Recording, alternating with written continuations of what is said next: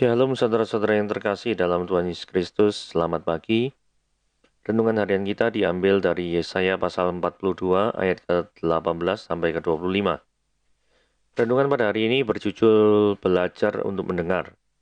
Telinga untuk mendengar, semua orang tahu itu. Banyak juga yang menafsirkan bahwa Tuhan memberi kita 2 telinga dan 1 mulut, agar kita lebih banyak mendengar daripada berbicara. Masalahnya, tidak semua orang secara otomatis punya keterampilan mendengar.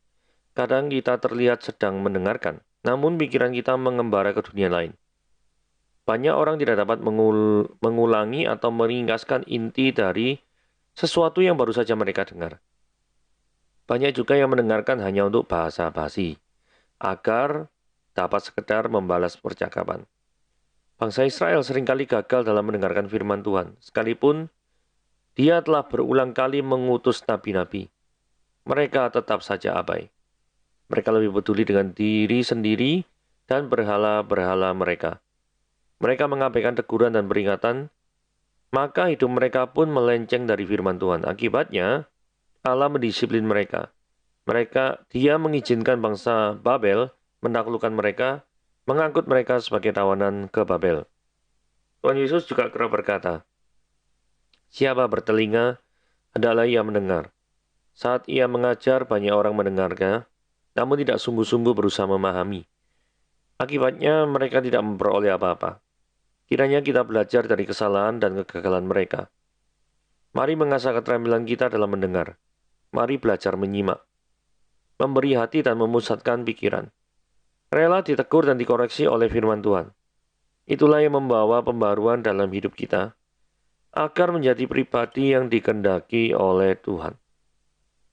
Telinga yang sungguh mendengar akan menuntun kita pada jalan Tuhan yang benar. Yang kita akan membaca renungannya pada hari ini dari Yesaya 42, pasal yang ke-42, ayat yang ke-18 dan sampai ke-25. Dengarlah hai orang-orang tuli, pandanglah dan lihatlah hai orang-orang buta. Siapakah yang buta selain daripada hambaku dan yang tuli seperti utusan yang kusuruh? Siapakah yang buta seperti suruhanku dan yang tuli seperti hamba Tuhan? Engkau melihat banyak tetapi tidak memperhatikan, engkau memasang telinga tetapi tidak mendengar. Tuhan telah berkenan demi penyelamatannya untuk memberi pengajarannya yang besar dan mulia. Namun, mereka suatu bangsa yang dijara dan dirampok. Mereka semua terjebak dalam keronggang-keronggang dan disembunyikan dalam rumah-rumah penjara. Mereka telah menjadi jarahan dan tidak ada yang melepaskan. Menjadi rampasan dan tidak ada yang berkata, kembalikanlah. Siapakah di antara kamu yang memasang telinga pada hal ini, yang mau memperhatikan dan mendengarkannya untuk masa yang kemudian? Siapakah yang menyerahkan Yakub untuk dirampas, Israel pada penjara? Bukankah itu Tuhan? Sebab kepadanya kita telah berdosa, dan orang tidak mau mengikuti jalannya yang telah ditunjukkannya, dan kepada pengajarannya orang tidak mau mendengar. Maka ia telah menumpahkan kepadanya kepanasan amarahnya dan peperangan yang hebat, yang menghanguskan dia dari sekeliling. Tetapi ia tidak menginsyafinya, dan yang membakar dia, tetapi ia tidak memperhatikan. Nah, ayat 18 ini saya kasih judul, Gagal Memahami Penyertaan Tuhan. Jadi ayat 18, hai orang-orang tuli, pandanglah dan lihatlah, hai orang-orang buta. Ini ditujukan pada penyembah berhala yang telah disebutkan di ayat sebelumnya. Ayat 17 dikatakan gini, ayat sebelum ayat 18 ya. Orang-orang yang percaya pada patung pahatan akan berpaling ke belakang.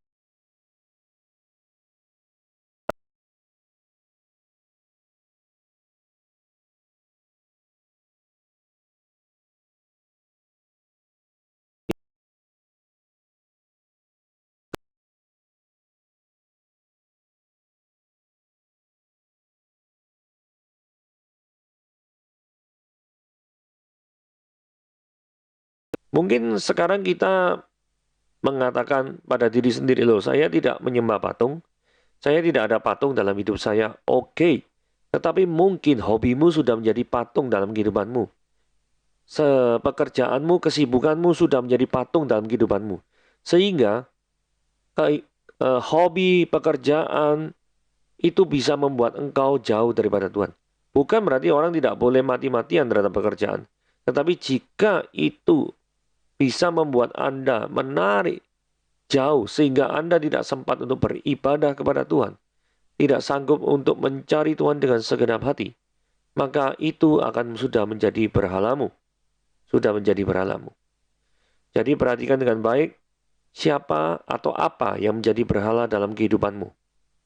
Apakah hobimu, ataukah pekerjaan, ataukah relasimu dengan seseorang?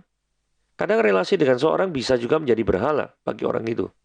Karena ketika saudara berrelasi dengan orang tertentu, maka saudara akan terikat, saudara mungkin sedang terpesona dengan orang tersebut, sehingga menggantikan pesona Tuhan di dalam hidupmu.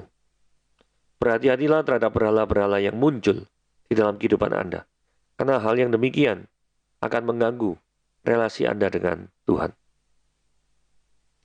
Nah, ayat 19-20 ini merupakan malfungsi dari utusan Tuhan. Nah, jadi dikatakan ayat 19 gini ya, siapakah yang buta selain dari hambaku? Loh, ini hamba Tuhan dikatakan buta. Kemudian yang tuli seperti utusan yang kusuruh. Utusan Tuhan dikatakan tuli. Siapa yang buta seperti suruhanku dan yang tuli seperti hamba Tuhan. Jadi hal ini adalah hal yang miris. Kenapa? Karena utusan Tuhan tidak berjalan sebagaimana fungsi daripada utusan Tuhan. Utusan Tuhan seharusnya memberitakan tentang kebenaran. Memberitakan tentang Injil Tuhan. Memberitakan tentang kebenaran Tuhan. Tetapi yang terjadi, utusan-utusan Tuhan ini mungkin memberitakan hal-hal yang menyenangkan telinga daripada orang-orang yang mendengarkannya.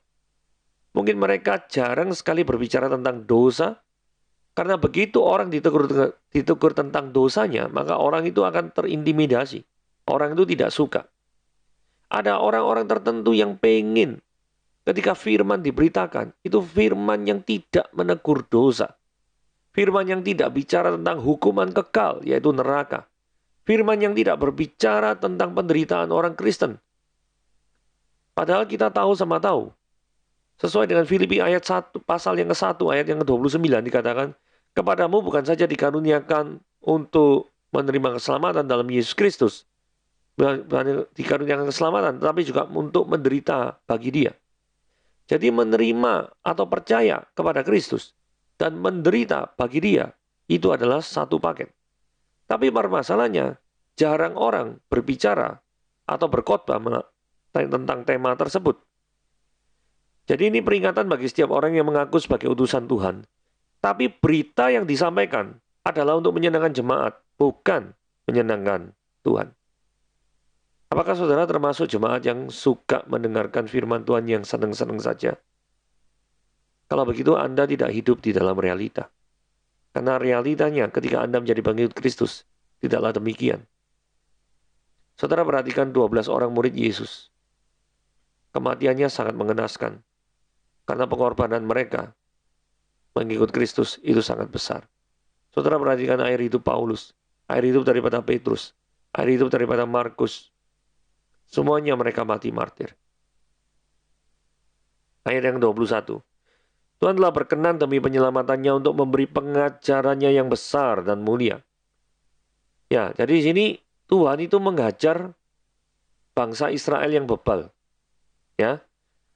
Karena gini ya. Karena Tuhan itu di ayat 21 sudah berkenan mengajarkan lagi gitu ya.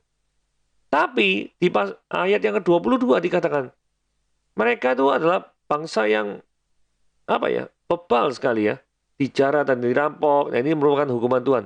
Terjebak dalam geronggang-geronggang, disembunyikan dalam rumah-rumah penjara. Dan tidak ada yang berkata kembalikanlah. Jadi akibat dari suatu bangsa yang bebal dan tidak mau berjalan dalam kebenaran adalah seperti ayat yang ke-22.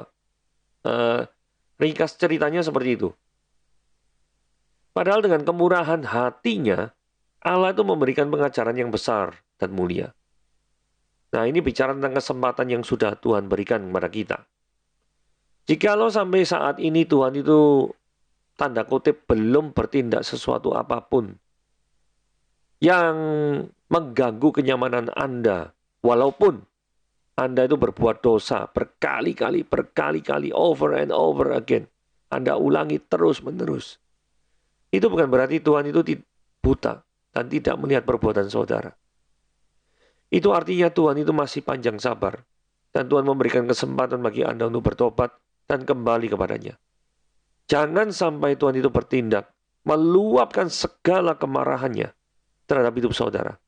Karena saat itu terjadi, maka Anda akan menyesal luar biasa. Nah, ayat 23 dikatakan gini, siapakah di antara kamu yang mau memasang telinga kepada hal ini? Yang mau memperhatikan dan mendengarkannya untuk masa yang kemudian. Jadi ini saya memang highlight merah, tulisan untuk masa yang kemudian. Karena apa? Karena mungkin saat ini Anda tidak mendengar. Tetapi masa yang kemudian, Anda mau dengar atau tidak? Mau pasang telinga untuk firman Tuhan, untuk kebenaran, yes or no? Setelah bangsa yang bebal ini dihukum, masih ditawarkan lagi bahwa untuk masa yang kemudian maukah mereka mendengarkan firman Tuhan. Ini menunjukkan bahwa Tuhan yang kita percayai adalah Tuhan yang panjang sabar. Nah, saya sudah jelaskan ayat 22 tadi itu akibat tindakan bangsa Israel yang tidak mau mendengarkan firman Tuhan dan mau melawan. Nah, di dalam ayat yang ke-24 ini lebih dijelaskan lagi mengapa ayat 22 itu terjadi. Dikatakan ayat 24 begini, siapakah yang menyerahkan Yakub untuk dirampas? Dan Israel kepada penjara. Bukankah itu Yahweh? Tuhan Guru Besar itu Yahweh ya. Sebab kepadanya kita telah berdosa. Dan orang tidak mau mengikuti jalan yang telah ditunjuknya. Dan kepada pengajarannya orang tidak mau mendengar. Jadi akibat dari seseorang itu tidak mau mendengarkan firman Tuhan. Akibat daripada seorang itu mengabaikan firman Tuhan. Itu adalah hajaran Tuhan yang luar biasa. Ada orang-orang tertentu yang beralasan, oh sekarang pandemi, ibadah online tidak enak, kemudian mereka tidak beribadah. Menurut saya itu ada alasan saja.